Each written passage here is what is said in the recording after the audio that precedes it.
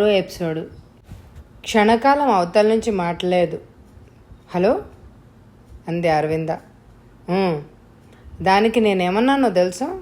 చెప్పు. అంతా నువ్వే ముందు నాకు చెప్పావన్నాను.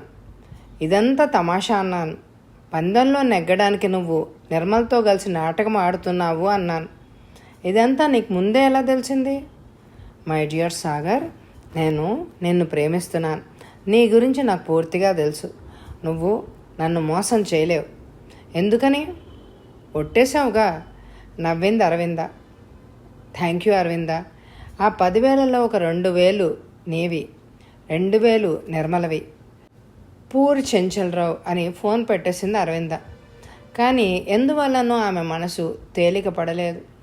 ఆమె ఆలోచిస్తుండగానే మళ్ళీ ఫోన్ మోగింది. హలో అంది అరవింద. నేను సాగర్ని. ఏమిటి విశేషం? ఏదైనా మర్చిపోయావా? రేపు తమాషా చూడ్డానికి నువ్వు వస్తున్నావా? వస్తే చెంచలరావు ముందు నిన్ను అవమానించినట్లే కదా. థ్యాంక్స్ అరవింద. నీ నమ్మకం నాకు నీ మీద గౌరవాన్ని పెంచుతోంది. అప్పుడు అరవింద ఫోన్ ద్వారా సాగర్కు ముద్దు పంపించింది. అది సాగర్ ఆఫీస్ గది. గదిని ఆనుకుని అటాచ్డ్ బాత్రూమున బెడ్రూమ్ ఉంటుంది. అందులో డబల్ బెడ్ మీద కొత్త దుప్పటి పరిచాడతను. దిండ్లకు కొత్తగా లేబుల్ తొడిగాడు. కొద్దిగా పన్నీరు మంచం మీద చిలకరించాడు. మల్లె పువ్వులు కొన్ని గది బీరువాలో ఉంచాడు. సాగర్ ఇప్పుడు ఆఫీస్ గదిలో నిర్మల కోసం ఎదురు చూస్తూ కూర్చున్నాడు. టైం 7 దాటింది. నిర్మల వస్తుందా రాదా అన్నదే అతడి ఆలోచన. ఆమె వస్తుందన్న ఆశ, రాదేమోనన్న భయం అతడి మనసులో భీకర పోరాటాన్ని సలుపుతున్నాయి. ఆ సమయంలో కాలింగ్ బెల్ మ్రోగింది. సాగర్ తనే వెళ్ళి తలుపు తీశాడు. గుమ్మం ముందు నిర్మల. లోపలికి రండి అన్నాడతను. నిర్మల లోపలికి వచ్చింది. తలుపులు దానంతట అవే మూసుకుంది. రావేమోనని భయపడ్డాను. రాకపోతే భయమెందుకు అన్నది నిర్మల. కూర్చోండి అన్నాడు సాగర్ ఆమె ప్రశ్నకు బదులు ఇవ్వకుండా. ఇంకా మీ స్నేహితులు ఎవరో వచ్చినట్లేదే? వాళ్ళెవరూ రారు అన్నాడు సాగర్. ఎందుకని? ఇక్కడ మన ఇద్దరం ఏకాంతంగా కలుసుకునే అవకాశం వచ్చినప్పుడు మన మధ్య వేరే మనిషి ఉండకూడదు అని అనిపించింది అన్నాడు సాగర్. నిర్మల మాట్లాడలేదు. నిర్మల, నేను మీరు వస్తారని భయపడ్డాను, రారని భయపడ్డాను. ఎందుకు? రోజు మిమ్మల్ని కలుసుకున్నప్పుడు ఎంతో నిర్మలంగా ఉండగలిగాను. కానీ ఈరోజు ఇలా ఇక్కడ ఏకాంతంగా కలుసుకుంటాము అని అనగానే నా మనసు పెడదారులు తొక్కింది. నా మీద నాకే నమ్మకం పోయింది. ఏవేవో పిచ్చి పనులు చేశాను. గదిలో పక్కలు మార్చాను, పన్నీరు చల్లాను, మల్లెపూలు కొనిపెట్టాను. కానీ ఇది తప్పని నాకు తెలుసు. అందుకే మీరు రాకుంటే బాగుండు అని అనుకున్నాను. కానీ నేను వచ్చానే అంది నిర్మల. నా మనసు వశం తప్పుతోంది. నాకు భయంగా ఉంది అన్నాడు సాగర్. నాకు భయంగా లేదు అంది నిర్మల. సాగర్ ఆశ్చర్యంగా ఆమె వంక చూశాడు. నిజంగానే ఆమెలో ఆదుర్దా కానీ వణుకు కానీ కనిపించలేదు. ఎప్పటిలాగే నిర్మలంగా ఉంది. నా మీద మీకున్న నమ్మకానికి థ్యాంక్స్. కానీ నిలబెట్టుకోలేనేమో. ఒట్టువేయమని చేయి చాచితే వివాహం కానిదే నా చేయి కూడా తాకనన్నారు మీరు. మీ మీద నా నమ్మకం ఎలా పోతుంది?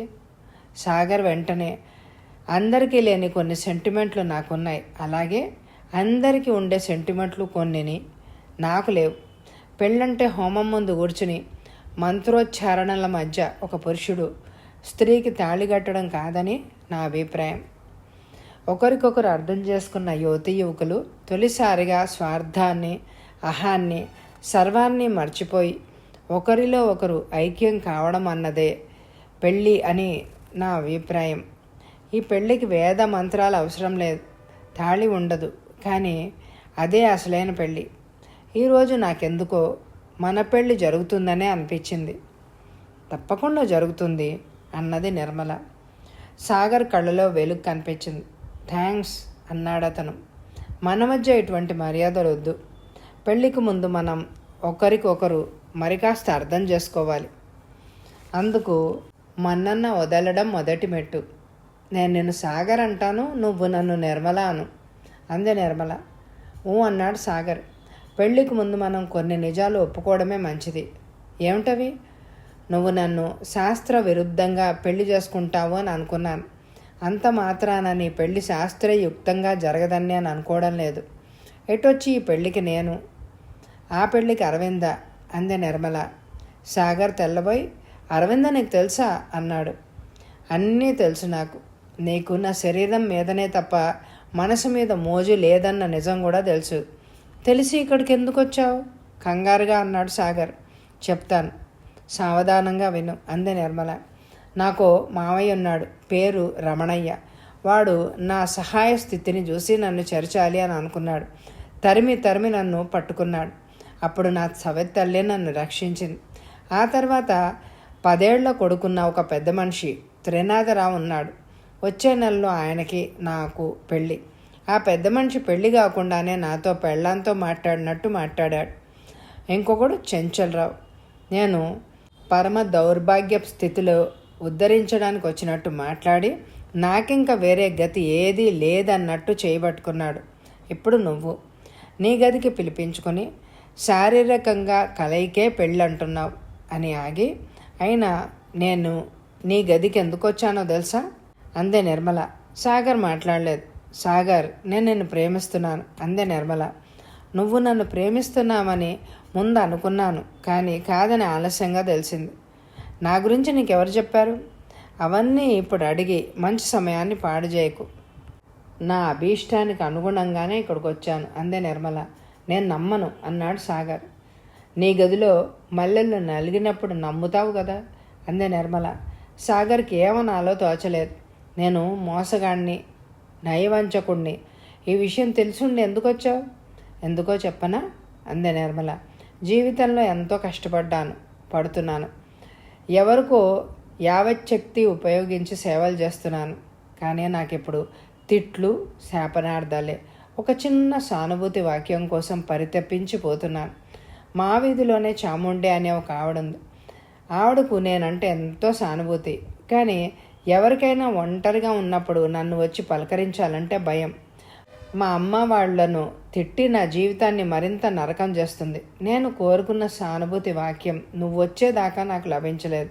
నువ్వు నాతో పరిచయం పెంపొందించుకున్నందుకే నాకు నీ మీద నమ్మకం పెరగలేదు. కానీ నీ మాటలు నాకు నచ్చాయి. అది అబద్ధమే కావచ్చు, మోసమే కావచ్చు. నేను కోరుకున్న తీయని మాటలు నీ నుండి లభించాయి. ఇంతవరకు అందరూ నా నుంచి ఏదో ఒకటి పొందారు. నాకేం ఇవ్వలేదు. నీ నుంచి నేను మరపురాని అనుభూతి పొందాను. అందుకు ప్రతిఫలంగా నేను ఏమివ్వగలను? నిజం చెప్తున్నాను సాగర్. ఒక్క రాత్రి నీవు నా కోసం ఇడ్లీ తెచ్చావు. ఒకరోజు నాకు రుచికరమైన భోజనం పెట్టడమే కాకుండా నేను నిద్రపోతుంటే నా పనులు నువ్వే చేసావు. ఒకరోజు నాకు ఇష్టమైన బట్టలు నాకు కట్టబెట్టి నా పనులు నువ్వు చేసావు. ఆ 3 రోజులు నా జీవితంలో మరువలేనివి. ఒక తీయని మాట కోసం పరితపించిపోతున్న నాకు ఒకటి కాదు, ఎన్నో తీయని మాటలు చెప్పావు. అటువంటి నీవు మోసగాడివే అయినా సరే నీకు నా సర్వస్వం అర్పించాలని అనుకుని ఇక్కడికి వచ్చాను. జీవితాంతం మరపురాని విధంగా నిన్ను సేవించుకోవాలి అన్న నా కోరిక ఎలాగూ తీరేది కాదు. కనీసం ఒక్కరోజుకు మనస్ఫూర్తిగా నన్ను నీకు అర్పించుకొని ఆ తర్వాత నేను నిన్ను మోసగాడవని నిందించను, అన్యాయం చేశామని తప్పుపట్టను. సాగర్ తెల్లబోయి ఆమె వంక చూశాడు. సాగర్ అంది నిర్మల మళ్ళీ, నేను మనస్ఫూర్తిగా నీ గదికొచ్చాను.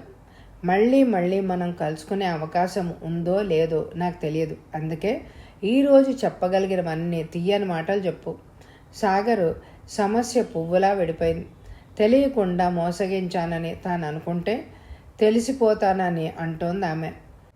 ఆమెను మోసం చేయగలడా? సెంటిమెంట్ అన్నాడు చెంచలరావు. నో సెంటిమెంట్స్ అన్నాడు అతను. నిర్మల అందంగా మర్చిపోతోంది, అమాయకంగా వెలిగిపోతోంది, మనస్ఫూర్తిగా ఆహ్వానిస్తోంది.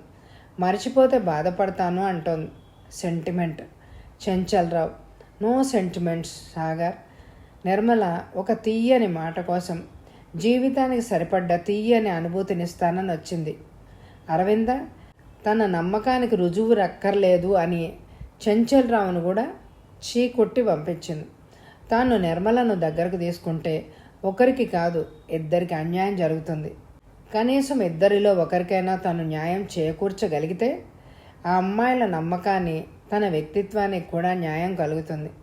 సెంటిమెంట్. మళ్ళీ చెంచలరావు ఈసారి సాగర్ నుంచి బదులు రావడం లేదు. మాట్లాడు సాగర్ అంది నిర్మల. సాగర్ పెదవి కదిపాడు. మాటలు రాలేదు. ఆలోచిస్తున్నాడు అతను. ఈ ప్రపంచంలో అన్యాయం తప్పనిసరి. మోసం చెయ్యని వాడంటూ ఎవ్వడూ లేడు. తాను అరవిందను పెళ్లి చేసుకుంటానని ఒట్టేశాడు. మరే స్త్రీతోనూ సంబంధం పెట్టుకోనని ఒట్టు వేయలేదు. అందువల్ల ఇప్పుడు నిర్మలతో కలిస్తే తప్పు కాదు. నిర్మలకు తన గురించి అంతా తెలుసు.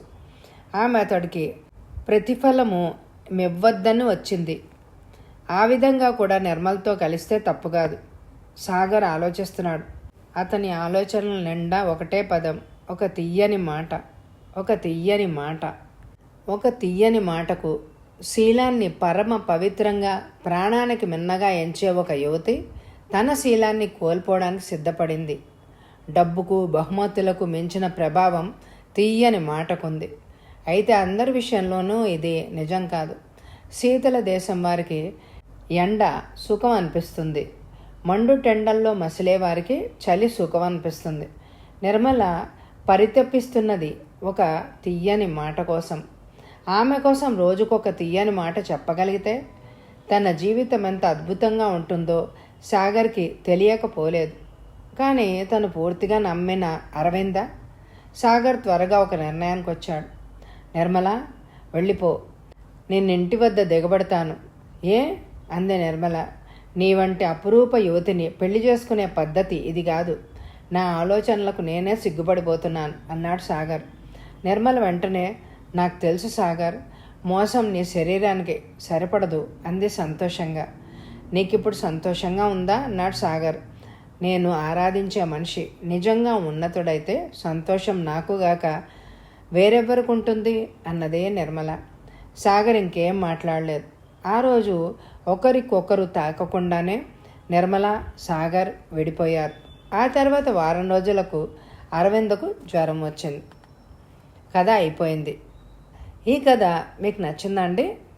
అయితే తప్పకుండా లైక్ చేయండి. మీ అమూల్యమైన అభిప్రాయాల్ని కామెంట్ ద్వారా తెలియచేయండి. మరొక కొత్త నవలతో మళ్ళీ మీ ముందు ఉంటాను. అలాగే ఎండ్ స్క్రీన్లో ఉన్న ఇదివరకు చదివేసిన నవలల్ని, పూర్తి నవలల్ని, కథల్ని కూడా స్కిప్ చేయకుండా చూడండి. ఎవరైనా సబ్స్క్రైబ్ చేసుకోకపోతే తప్పకుండా సబ్స్క్రైబ్ చేసుకోండి. Thank you very much my dear friends.